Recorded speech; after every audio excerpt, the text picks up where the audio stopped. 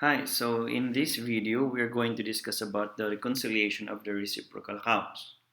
So, particularly, we're referring to the investment in branch account or the branch current and the home office or the home office current.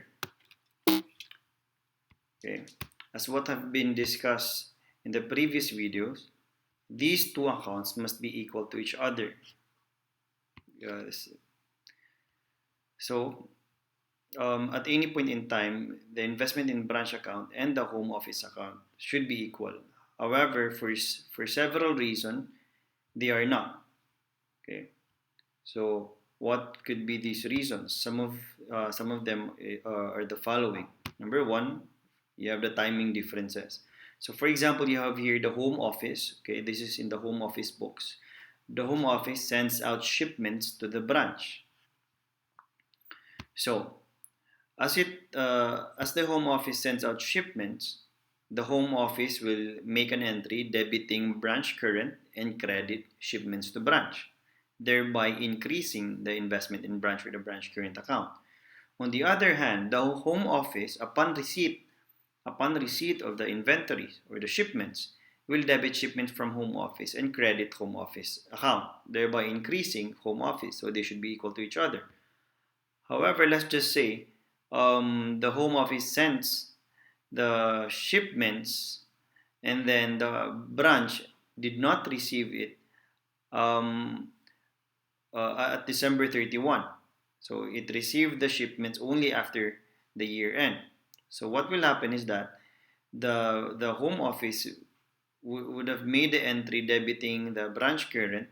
However, for the branch, since it did not receive the shipment yet, he will not be able to, or it will not be able to make the entry increasing the home office. So in this case, you have the investment in branch with an amount increased by the shipment. On the other hand, you have the home office current that remains the same. So in this case, they are not equal.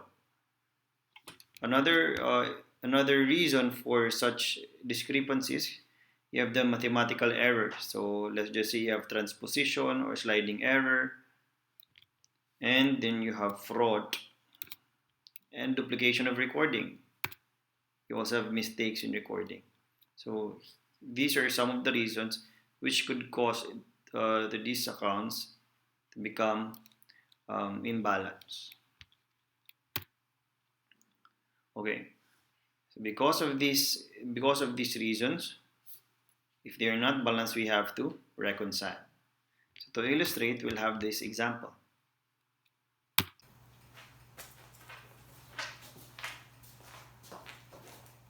Hi, so for the illustration in reconciliation, the reciprocal accounts, we're going to have two problems.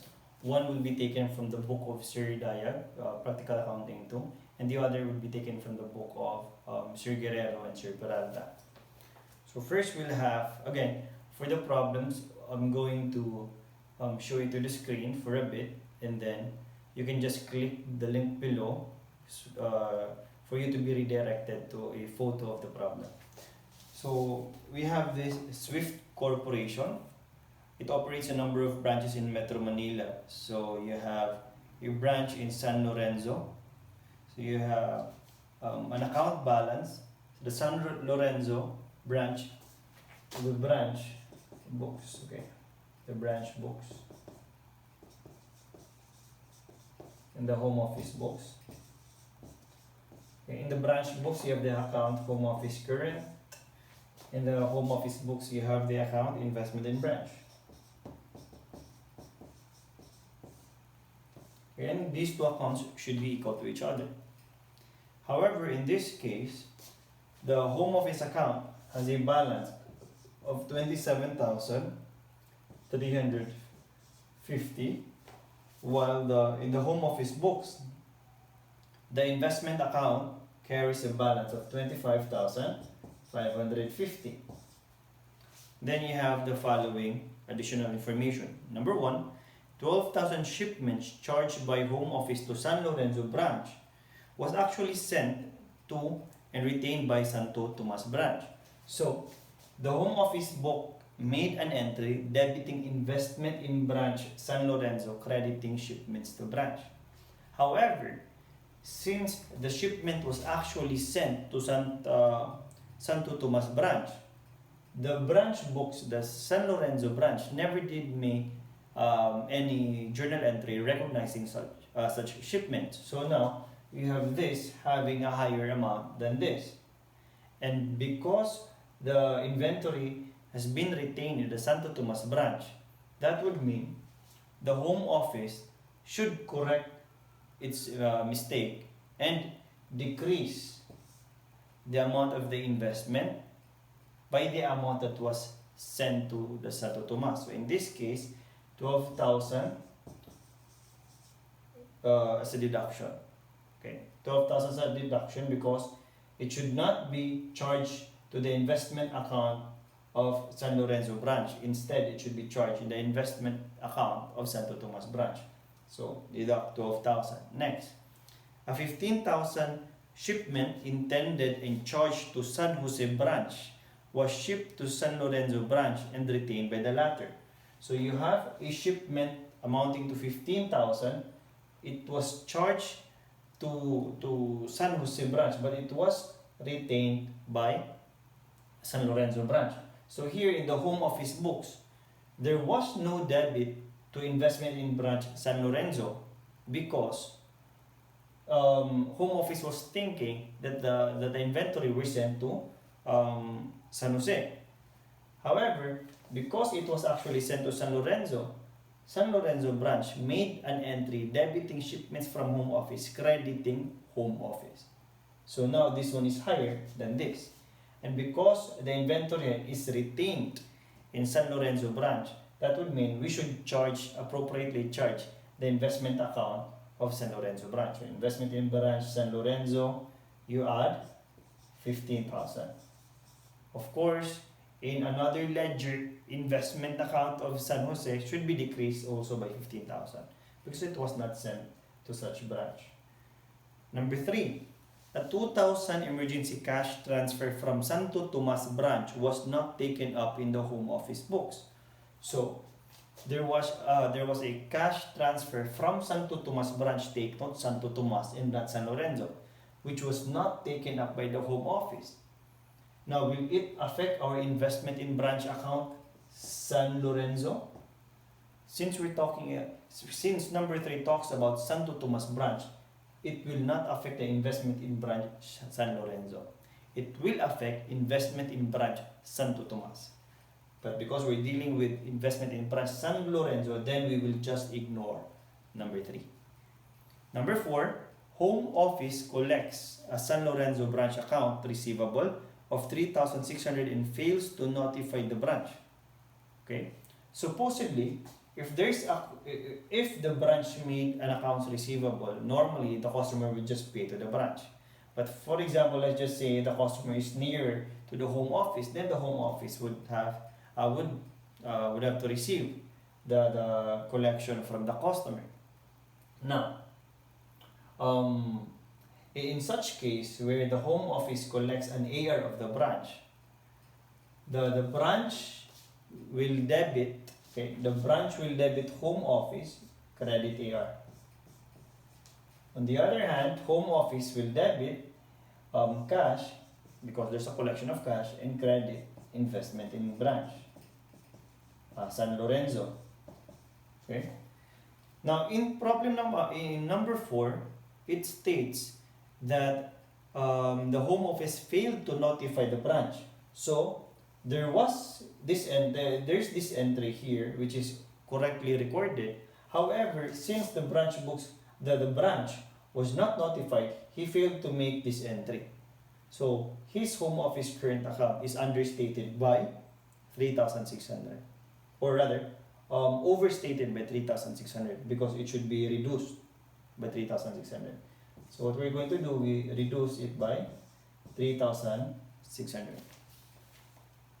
Last one. Okay.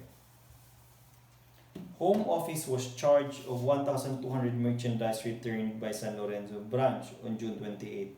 the merchandise is in transit.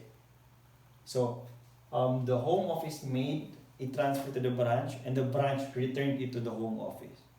So upon return of the merchandise, branch would make this entry: credit, debit home office, credit shipment from home office, thereby decreasing the shipments from home office account. On the other hand, the home office books would have to record this entry: debit shipments to branch, credit investment in branch, thereby reducing the investment in branch, reducing the home office curve. However, because this is still in transit, that means the home office has not received this yet. And because the home office did not receive it yet, the home office failed to make this entry. Okay? So the home office investment in branch account is still overstated. So what we're going to do in order to correct, we need to reduce. We need to reduce it by 1,200.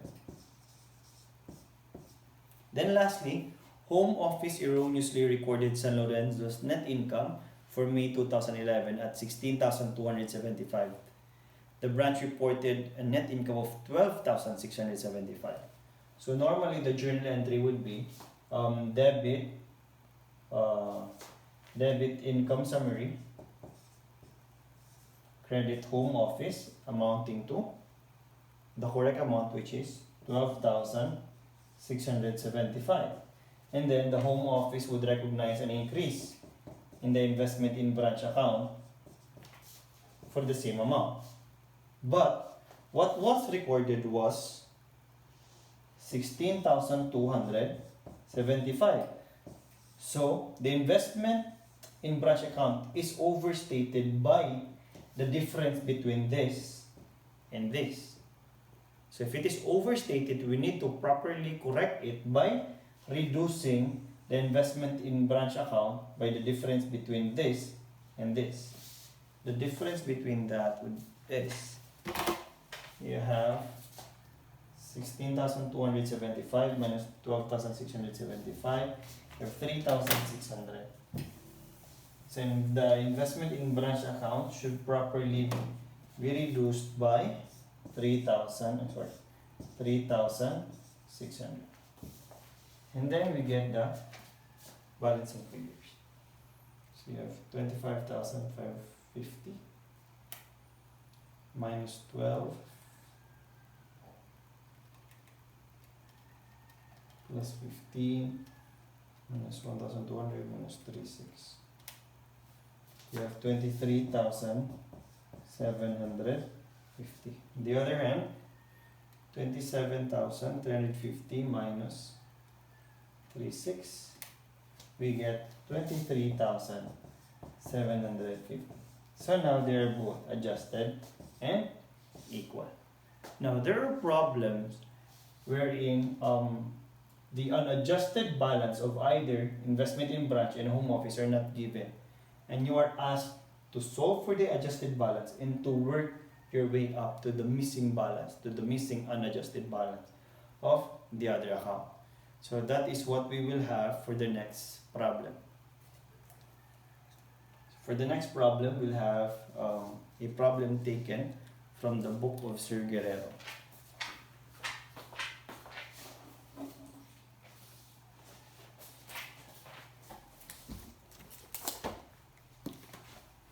So for our next problem, we'll have a problem taken from the book of Sir Guerrero. Sir Guerrero and Sir Peralta.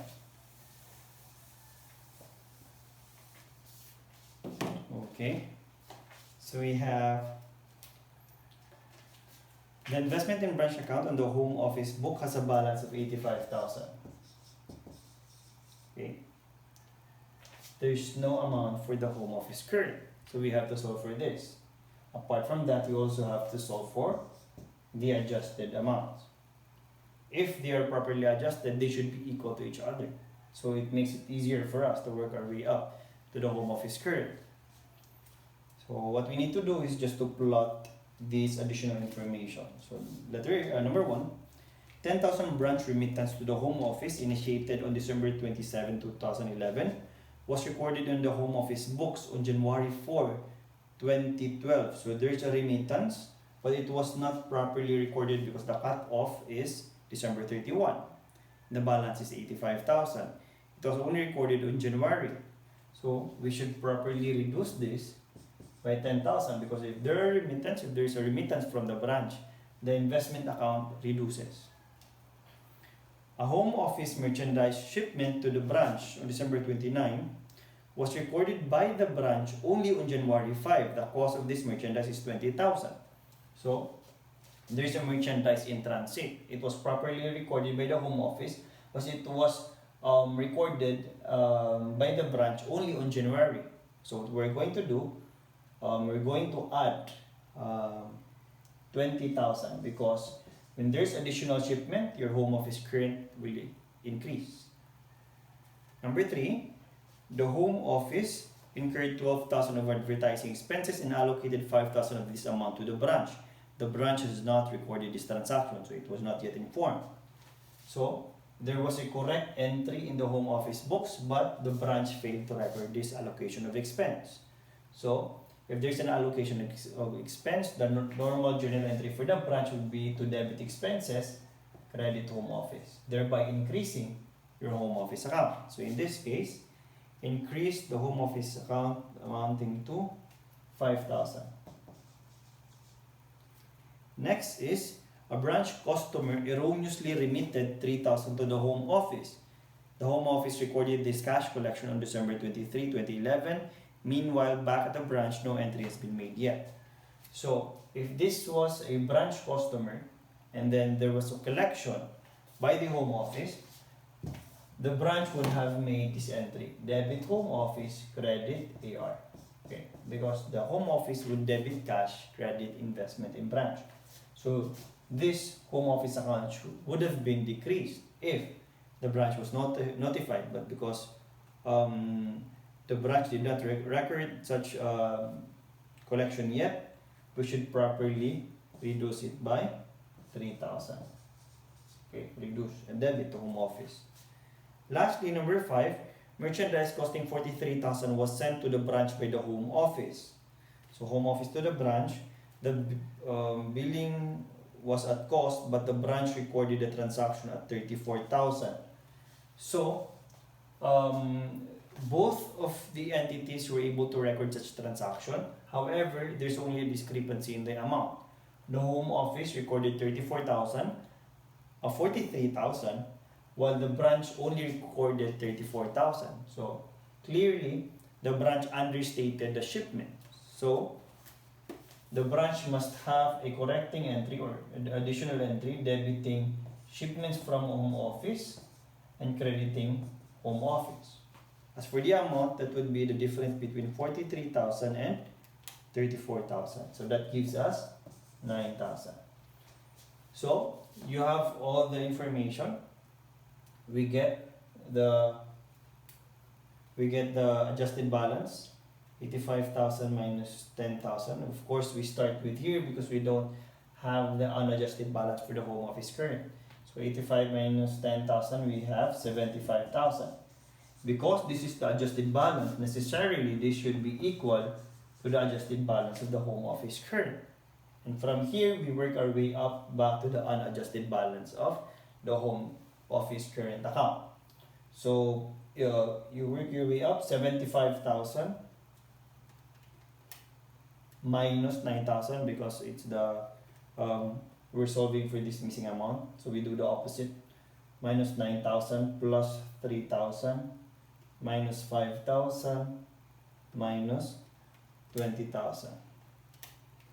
Then we get 44,000. So to answer the problem, the adjusted balance is 75,000. The unadjusted balance for the Home Office current is 44,000. Okay.